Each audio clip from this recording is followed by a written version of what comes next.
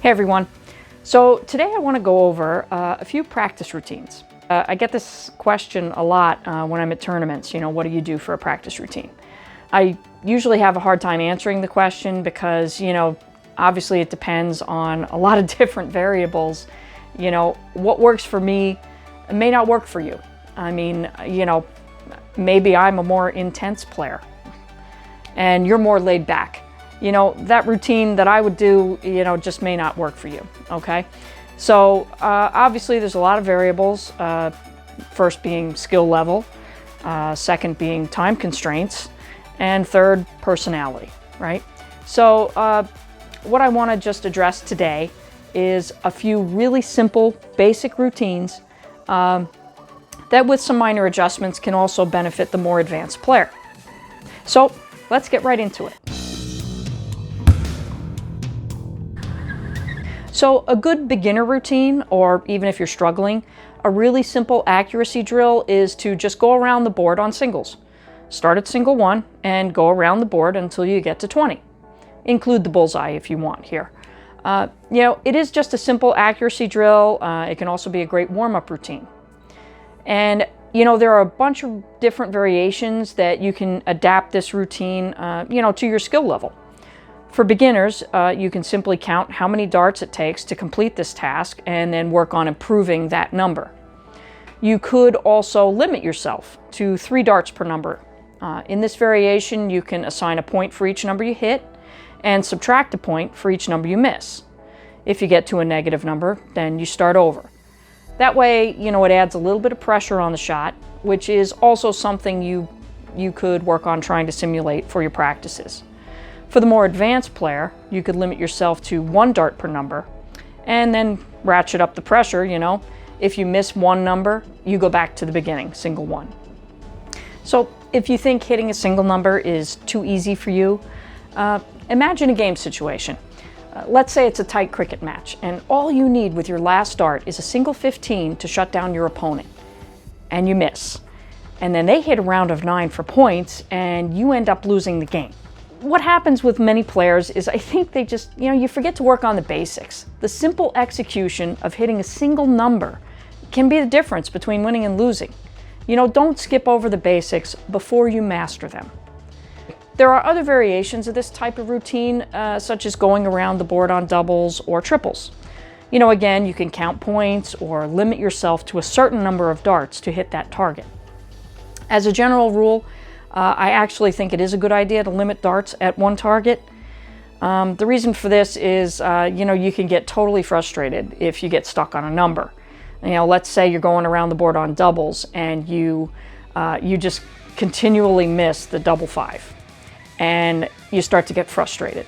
And now you start rushing it or throwing your darts with bad form.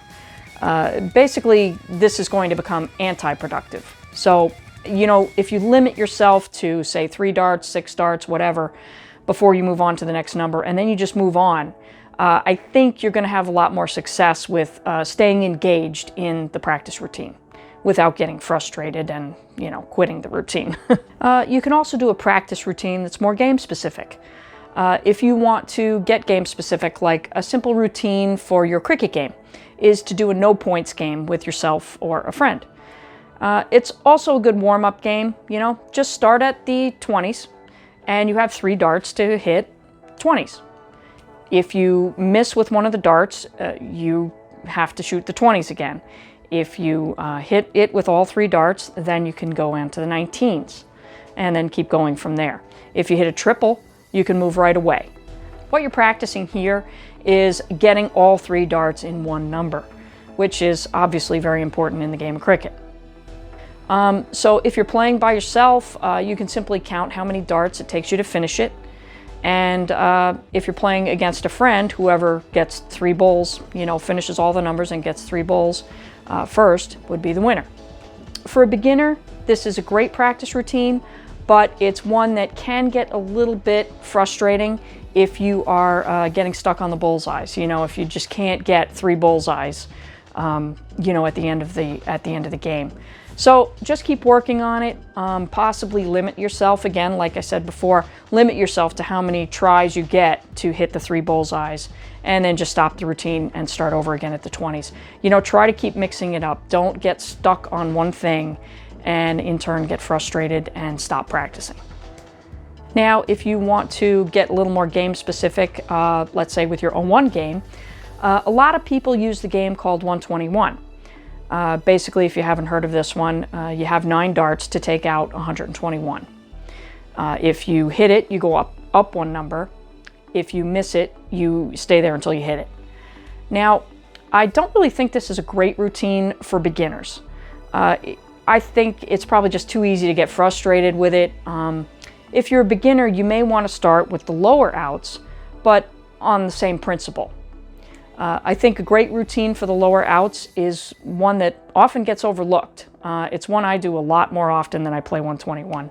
So instead of starting at 121, start at 41. If you take it out in 2 darts, you move up 5 numbers to 46. If you take it out in 3 darts, you move up 1 number to 42. If you miss it in 3 darts, move down 1 number.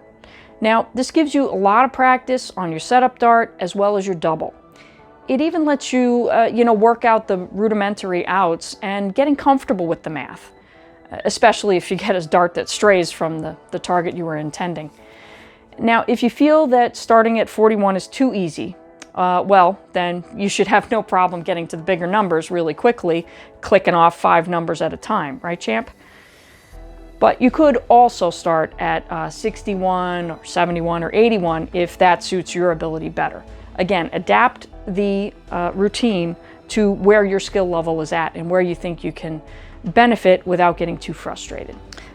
If you haven't seen my video on 501 Learning Your Outs, I talk about building blocks. Learning the lower outs is what you build on towards learning the bigger outs down the road.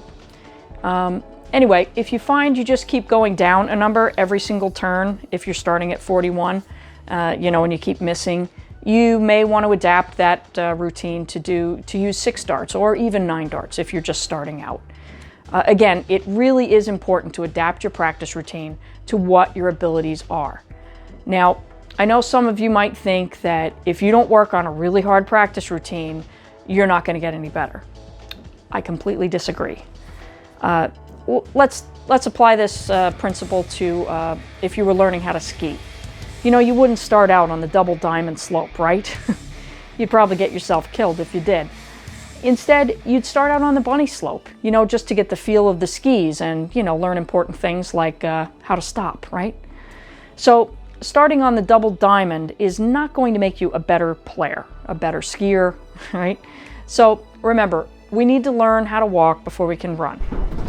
The basics are key to building your dart game. Anyway, these are just a few basic practice routines, especially if you're just starting out.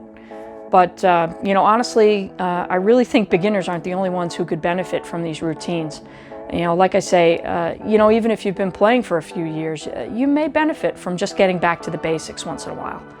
Try these practice routines out, let me know what you think. And if you have a practice routine that you really like, share it with me in the comments below. I'd love to hear from you. Thanks for watching.